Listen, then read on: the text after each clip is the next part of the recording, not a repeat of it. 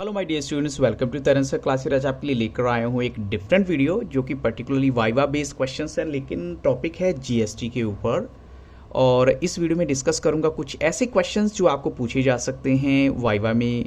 और यहाँ आपको ये भी बताना चाहूँगा इससे पहले कि वीडियो स्टार्ट करूँ कि एक्चुअल में जीएसटी, क्योंकि टॉपिक ही हमारा जीएसटी है, तो जीएसटी डे कब सेलिब्रेट किया जाता है ये वीडियो में आपको ऐसे ही बता रहा हूँ। और वो है जुलाई 1 को हर साल करते हैं।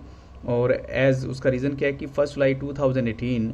सो यहाँ से हम कह सकते हैं कि 1 ईयर जब हुआ होगा तो तब से जो है जीएसटी को सेलिब्रेट किया जाता है। और साथ में ये भी बताना चाहूँगा कि जो सबसे जो बिगेस्ट टैक्स रिफॉर्म्स है वो कंट्री का जीएसटी को ही माना गया है। The goods and service tax इसको बोलते हैं। और बड़े सारे इनडायरेक्ट टैक्सेस जो पहले लिए जाते थे सेंटर और स्टेट के द्वारा, उनको थोड़ा सा करके, जैसे कि वैट में था, वैट में आपने देखा ही होगा कि स्टेट का अलग से टैक्स था, सेंटर का अलग से था, इसी वजह से बड़ी कन्फ्यूजन रहती थी। तो जीएसटी को इंट्रोड्यूस करने के बाद उन टैक्सेस का जो नंबर बहुत कम हो जाता है। और यहाँ देखते हैं फर्स्ट क्वेश्चन है, वैट को किस नाम से जाना जा सकता है जो दूसरा नाम इसका है। तो यहाँ पर हम कहेंगे वैट को जो दूसरा नाम दिया गया है वो है कंजप्शन टैक्स, जो है कंजप्शन टैक्स इसको बोल सकते हैं। और डायरेक्ट क्वेश्चन नंबर 2 देखिए, व्हेन वाज वैट इंट्रोड्यूस्ड, इसको कब इंट्रोड्यूस किया गया था। तो वैल्यू एडिड टैक्स को इंट्रोड्यूस किया गया था 2005 में। और अगर आपसे टीचर डेट पूछता है एग्जैक्ट तो आप बोल सकते हैं अप्रैल 1, 2005। क्वेश्चन नंबर 3 है, why was VAT introduced, VAT को इंट्रोड्यूस किया किस पर्पज़ के लिए गया था। तो देखिए पहले ही भी क्या होता था कि टैक्स की बड़ी सारी कन्फ्यूजन रहती थी। तो वैट को इंट्रोड्यूस किए जाने का सबसे बड़ा रीज़न था कि जो अलग अलग टैक्सेस का था सिस्टम या स्ट्रक्चर था, जैसे डबल टैक्सेशन आप कह सकते हैं उसको, कि स्टेट अलग सेंटर अलग जो है, और जो उसके कैस्केडिंग इफेक्ट थे जो बहुत कंफ्यूज करने वाले इफेक्ट थे, the then existing sales tax structure, उससे रिमूव करने के लिए, एलिमिनेट करना होता है, उससे कम करने के लिए जो है इसको इंट्रोड्यूस किया गया था। और थोड़ा सा साथ में ये भी बता देता हूँ कि एक कैस्केडिंग इफेक्ट क्या होता है। ये तब होता है जब क्या होता है, there is a tax levied on a product at every step of the sale. तो यहाँ पर सपोज पहले होल सेलर के पास, फिर रिटेलर के पास, फिर उसके बाद कस्टमर के पास, तो हर स्टेप पे अगर टैक्स लगाते जाएंगे तो उस जो चीज़ की जो कीमत है वो कितनी बढ़ जाएगी। तो ये कन्फ्यूजन रहता था पहले, इसको दूर करके जो है फिर एक जीएसटी को लगा दिया गया जो कि एक ही तरह का टैक्स है।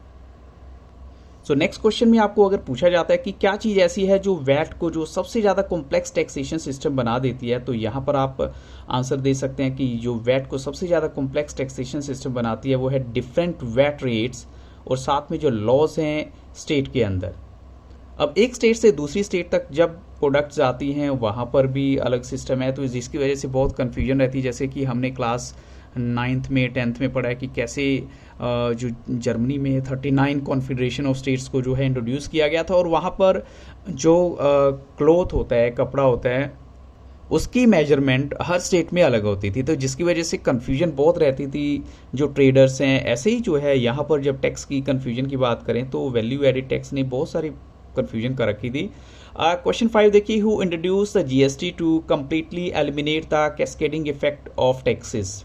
किसने जो है जीएसटी को इंट्रोड्यूस किया ताकि ये जो कैस्केडिंग इफेक्ट हैं टैक्सेस के, इनको कम किया जा सके। तो यहाँ पर आप बोल सकते हैं कि हमारी जो यूनियन गवर्नमेंट है या सेंट्रल गवर्नमेंट है, उन्होंने इंट्रोड्यूस किया था इसको।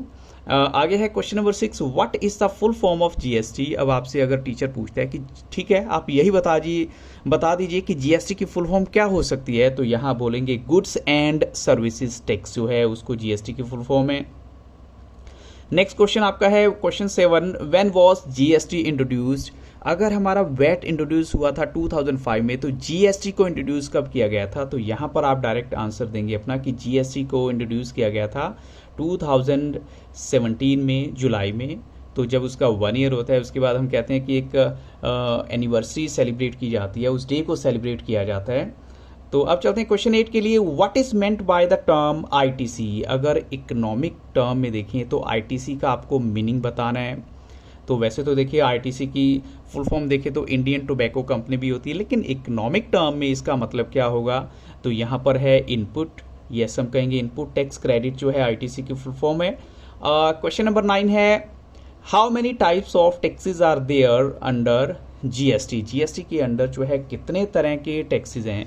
तो मैं भी आपको याद होगा, आपने अपनी फाइल में भी लिखा होगा। तो जीएसटी के अंडर आते हैं बेसिकली 3 टाइप्स के टैक्सेस जो हैं, जैसे SGST हो गया, CGST हो गया या IGST हो गया। तो यहाँ पर हम देख लेते हैं सबके बारे में कि अगर वो नेक्स्ट क्वेश्चन भी इसी से रिलेटेड है हमारा कि SGST जो है वो क्या होता है। तो आपको SGST की फुल फॉर्म यहाँ पर बतानी है टीचर को अपने।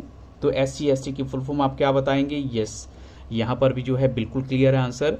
ये होता है कि state goods and services tax. SGST की फुल फॉर्म है state goods and services tax. ऐसे ही अगर आप CGST की बात करें तो CGST में स्टेट की जगह पे एक वर्ड चेंज हो जाएगा, बाकी आपका आंसर सेम रहेगा। और वहाँ पर आपने क्या वर्ड ऐड करना है? Yes of course central goods and services tax आप बोलेंगे। ऐसे अगर क्वेश्चन नंबर 12 की बात करें, व्हाट इज IGST, तो आप IGST की फुल फॉर्म क्या बताएंगे? यहाँ पर हम कहेंगे इट्स वेरी क्लियर कि इंटीग्रेटेड जो गुड्स एंड सर्विसेज टैक्स होता है जिसकी फुल फॉर्म है IGST।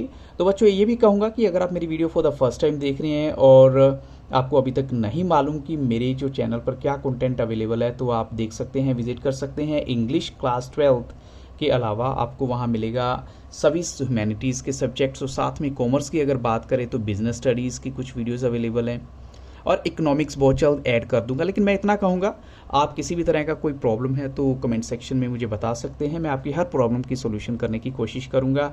आप चलते हैं क्वेश्चन नंबर 13 के लिए। What is GSTN? GSTN actual में क्या होता है? तो यहाँ पर हम कहेंगे GSTN की फुल फॉर्म है goods and services tax network, जो है goods and service tax network, इसकी फुल फॉर्म होती है। आप चलते हैं क्वेश्चन नंबर 14 के लिए। Who governs the GST?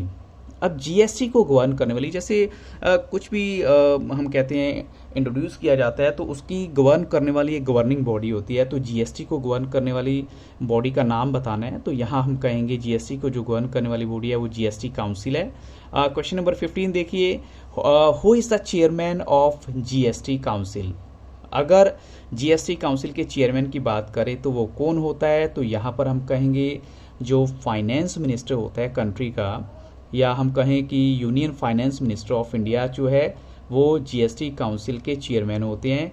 और ऐसे ही अगर क्वेश्चन आपसे आ जाए कि who is the current finance minister of India, अगर आपसे पूछा जाता है कि करंट के फाइनेंस मिनिस्टर के बारे में बताइए, तो यहाँ पर आप रिप्लाई दे सकते हैं कि जो हमारे फाइनेंस मिनिस्टर हैं वो हैं श्रीमती निर्मला सीतारमन। क्योंकि जो मैंने फाइल देखी थी जिसकी हेल्प से इस टॉपिक को थोड़ा सा मैंने सेलेक्ट किया और इसके क्वेश्चंस बनाए, उसमें वहाँ लेट मिस्टर अरुण जेटली का नाम लिखा हुआ है। तो एक्चुअल में आज की डेट में अगर देखा जाए तो यहाँ पर निर्मला सीतारमन का आपको नेम बताना है, क्योंकि वो आपसे करंट में क्वेश्चन पूछ सकते हैं एग्जामिनर।